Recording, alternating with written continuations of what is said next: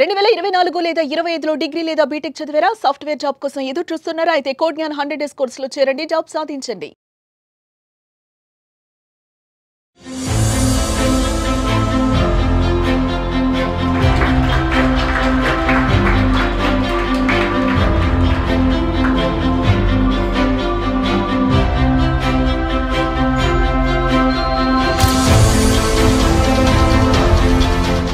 నేను రుచిత కాగ్నిజెంట్లో ప్లేస్ అయ్యాను.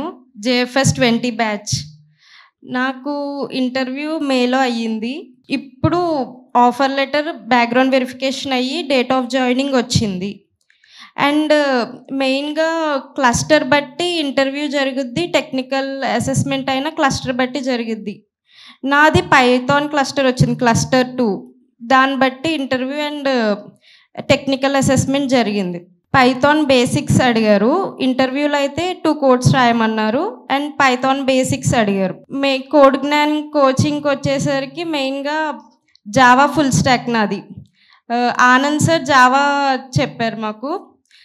ఆనంద్ సార్ చెప్పేది ఎలా ఉంటుందంటే స్టూడెంట్స్ అర్థం చేసుకొని పిన్ టు పిన్ వాళ్ళకి అర్థమయ్యే విధానంలో చెప్తారు, step to step.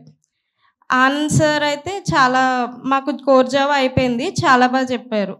Next SQL కూడా ఆనంద్ సారే చెప్తున్నారు మాకు. ఎస్క్యూఎల్ జరుగుతుంది ఇప్పుడు. యాప్టిట్యూడ్ కిరణ్ సార్ డీల్ చేశారు. టెక్నిక్స్ అవన్నీ చాలా బాగా చెప్పారు. కమ్యూనికేషన్కి వచ్చేసరికి శ్రీలత మ్యామ్ డీల్ చేశారు. అండ్ మాక్ ఇంటర్వ్యూస్ తీసుకుంటారు మ్యామ్, అవి బెస్ట్. ఇంకా చాలా బాగా హెల్ప్ అవుతాయి స్టూడెంట్స్కి. ఎందుకంటే ఫీడ్బ్యాక్ రివ్యూస్ ఇస్తారు మనం చెప్పేదాన్ని బట్టి. మనం ఎలా చెప్తున్నాం, మనలో ఏమి ఇంప్రూవ్ చేసుకోవాలి, ఏది మైనస్, అవన్నీ చెప్పి చాలా చెప్తారన్నమాట, గైడెన్స్ ఇస్తారు. ఇది ఇలా చెప్తే కరెక్ట్ ఇంటర్వ్యూలో అలా అని చెప్పి హెల్ప్ చేస్తారు.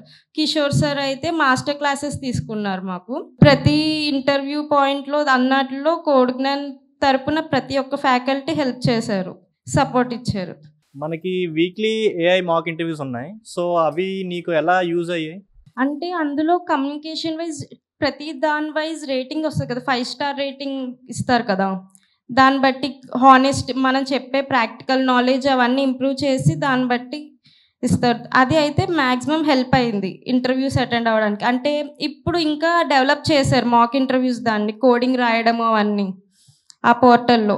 దానివల్ల మనకి తెలుస్తుంది, బయట డైరెక్ట్గా అడిగితే ఎలా రాయొచ్చు అవన్నీ, అలా హెల్ప్ అయింది. ఓకే, ఇంకా ఏమైనా సజెషన్స్? మాకు చెప్పింది విని ప్రాక్టీస్ చేస్తే మన స్కిల్ బట్టి జాబ్ మనకు ఆటోమేటిక్గా వస్తుంది. కోడ్ జ్ఞానంలో డబ్బులు కట్టి కూర్చొని మనకి ఏమి చేయకుండా మనకి ఏం రావట్లేదంటే ఏది రాదు. ఈవెన్ కోడ్ జ్ఞానం కూడా ఏం చేయలేరు కదా, మనం ప్రాక్టీస్ చేయకుండా ఏం చేయకుండా మాకు జాబ్ ఇవ్వట్లేదు అంటే. అందుకే డైలీ క్లాసెస్ విని ప్రాక్టీస్ సెషన్లో ప్రాక్టీస్ చేస్తే మనకి ఆటోమేటిక్గా వస్తుంది. ఏదైనా స్కిల్ ఉంటే జాబ్ ఏదైనా వస్తుంది. సో మీరు జావా బ్యాక్గ్రౌండ్ కదా, సో పైథాన్ క్వశ్చన్స్ మీరు ఎలా హ్యాండిల్ చేస్తారో, దానికి ఎలా ప్రిపేర్ అయ్యారు మీరు? అంటే నాకు పైథాన్ బేసిక్స్ వచ్చు, ఆ బేసిక్స్ బట్టి చేశాను. ఇంటర్వ్యూ కూడా మ్యాక్సిమం బేసిక్స్ మీదే వెళ్ళింది మొత్తం. అంటే ఒక స్ట్రింగ్ ఇచ్చి అందులో క్యాపిటల్ లెటర్స్ని కౌంట్ చెప్పడం, అలాగా ఒక లిస్ట్ ఇచ్చి అందులో డూప్లికేట్స్ లేకుండా సెట్ యూస్ చేసి కావాలి, వితౌట్ డూప్లికేట్స్ యూనిక్ ఎలిమెంట్స్ కావాలి, అలాగా. జస్ట్ మనకి జావాలో ఉంటాయి కదా, ఈజ్కి డబల్ ఈక్వల్ టుకి డిఫరెన్స్, అలా సేమ్ పైథాన్లో కూడా అవే క్వశ్చన్స్ అడిగారు. సో మీరు రెజ్యూమ్లో ఏమైనా లీడ్ కోడ్, హ్యాకర్ ర్యాంక్ అలాంటివి ప్లాట్ఫామ్స్ అని మెన్షన్ చేస్తారా? హ్యాకర్ ర్యాంక్ అయితే నాకు జావా ఎస్క్యూఎల్ సర్టిఫికేట్స్ ఉన్నాయి. పైథాన్ సిస్కో నుంచి సర్టిఫికేషన్ ఉంది. సో ఎట్లాంటి ప్రాబ్లమ్స్ మీరు ఎక్కువ బాగా ప్రాక్టీస్ చేశారు? మెయిన్గా హ్యాకర్ ర్యాంక్ లీడ్ కూడా ఎక్కువ ప్రాక్టీస్ చేస్తే మనకి చాలు, అవి మెన్షన్ చేసుకుంటే చాలు. ప్రాబ్లమ్స్ ఎక్కువ కన్నా మనకు అర్థం చేసుకొని కరెక్ట్గా చేసుకుంటే చాలు.